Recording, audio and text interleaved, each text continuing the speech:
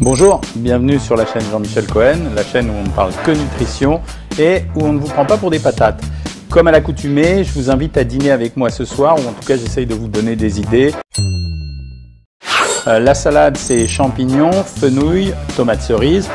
Pourquoi je fais ça? C'est parce que c'est intéressant de mélanger les légumes entre eux.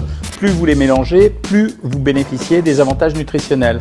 Alors le fenouil, vous le connaissez, c'est un produit à partir duquel on arrive à faire de l'anis. Le champignon, c'est un produit dont on dit qu'il est plutôt anti-cholestérol. Et les tomates, je vous l'ai dit 100 fois, c'est le lycopène actif, donc c'est vraiment intéressant. Assiette de crudité. Je n'ai pas mis de sauce là aujourd'hui, je ne sais pas pourquoi, j'avais envie de manger le produit original. J'aurais pu mettre une sauce, mais vous allez comprendre pourquoi je ne l'ai pas mis. La suite du repas, ça sera escalope milanaise avec haricots verts. C'est ça l'explication de la sauce. Alors la recette de l'escalope milanaise, pour les pas cuisinés, c'est une escalope, vous la trempez dans de l'œuf, ensuite vous la trempez dans de la chapelure ou dans de la farine. Et pour lui donner ce côté un peu roussi qui est très joli, parce qu'on mange aussi avec les yeux, vous êtes obligé de le mettre soit dans de la friture, soit dans du beurre. Là en l'occurrence, nous on a mis un petit peu d'huile de bonne qualité, de l'huile de colza. On l'a fait revenir tout doucement. À l'intérieur elle est moelleuse, mais la panure elle représente deux choses. Alors quand c'est fait maison, c'est pas grand chose parce que quand c'est fait maison, moi je fais très attention. L'œuf, ça rajoute un peu de protéines, un peu de matière grasse à l'escalope qui était un produit maigre, que ce soit une escalope d'Inde qui est très maigre ou si on a les moyens, une escalope de veau mais qui est un petit peu moins maigre que l'escalope de dinde. Et puis quand on rajoute la chapelure, en fait c'est comme si on mangeait des sucres lents parce que la chapelure c'est quoi? C'est quasiment du pain brisé et si c'est de la farine, c'est à partir de la farine qu'on fabrique le pain. Et les matières grasses de l'huile de colza, elles ont été absorbées par le pain. Donc finalement, malgré son allure fine et la chair maigre de la viande, c'est quand même l'escalope milanaise un produit relativement riche et à contrôler. C'est l'explication de pourquoi je voulais pas, au moment où j'allais manger une salade et un produit relativement gras, rajouter une sauce dans la salade, parce qu'en plus je suis gourmand, je vous le dis, et j'aurais mis plein de sauces sûrement. Alors je peux rajouter un petit filet de citron, ça se marie bien avec les champignons. J'aurais pu rajouter un peu de moutarde pour les tomates cerises, je verrai, si c'est pas très bon je changerai. Et puis l'association avec l'escalope milanaise, j'ai continué.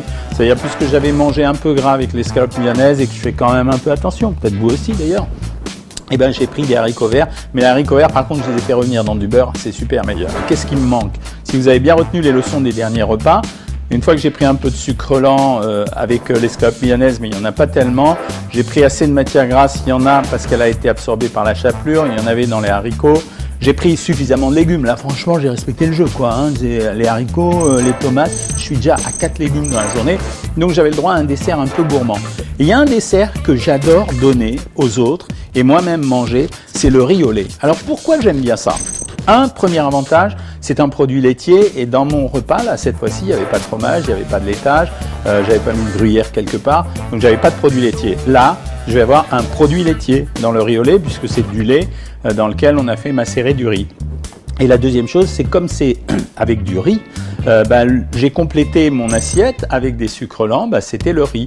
Alors en termes de valeur calorique, c'est pas un produit maigre, parce que j'ai quand même associé un sucre lent avec un produit laitier, c'est-à-dire du lait. Et puis c'est jamais si bon que quand on rajoute du sucre. Donc il y a quand même un peu de sucre dedans. Un produit comme ça, c'est environ 150 calories.